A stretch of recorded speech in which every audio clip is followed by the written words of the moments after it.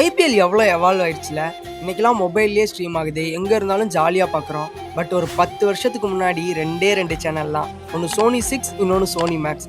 அதுலேயும் ஒரு பெரிய கொடுமை, அந்த 2 சேனலும் கேபிள் டிவியில் வராது, டிடிஹெச்சில் மட்டும்தான் வரும். அதுக்கு வீட்டில் போராடி கேபிள்காரவங்களை கூப்பிட்டு அது 2ல் ஏதாச்சும் ஒரு சேனலுக்கு மட்டும் கனெக்ஷன் வாங்கி பார்ப்போம். சரி, அதுக்கடுத்தாச்சும் நிம்மதியாக பார்ப்போமான்னு கேட்டால் அதான் கிடையாது. இந்த 7 to 10ன்றது சீரியல் டைமு. மொத்த குடும்பமும் உட்காந்து சீரியல் பார்த்துட்டு இருக்கோம். அதுக்கு டெய்லி சண்டை போடணும், சண்டை போட்டு திட்டு வாங்கி அப்படிதான் மேட்சே பார்ப்போம். இன்னைக்கெல்லாம் மீம் கல்ச்சர் வந்துருச்சு.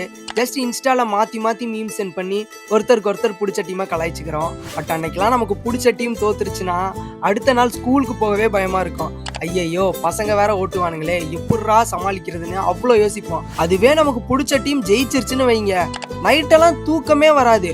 ஒவ்வொரு மொமெண்ட்டையும் மைண்ட்லயே ரீவைண்ட் பண்ணி பார்த்துட்டு இருப்போம். அடுத்த நாள் ஸ்கூலுக்கு வெள்ளனாவே போயிடுவோம். ஏன்னா நம்ம தோத்தப்ப கலாய்ச்சவனுங்களெல்லாம் திரும்ப கலாய்க்கணும்ல, அதுக்கு அப்படி ஒரு ஆர்வம். ஆக்சுவலி ஒரு விஷயம் நமக்கு திரும்ப ஹாப்பினஸை மட்டுமே கொடுத்துச்சுன்னா தான் அது ஒரு என்டர்டெயின்மெண்ட். பட் நான் ஐபிஎல் பார்த்து சிரிச்சிருக்கேன், சந்தோஷப்பட்டிருக்கேன், அட் த சேம் டைம் கோவமும் பட்டிருக்கேன், அழுகவும் செஞ்சிருக்கேன். It got all of my emotions. So எங்களை மாதிரி ஆளுங்களுக்கெல்லாம் IPL is not just an entertainment, it's an emotion, it's an love.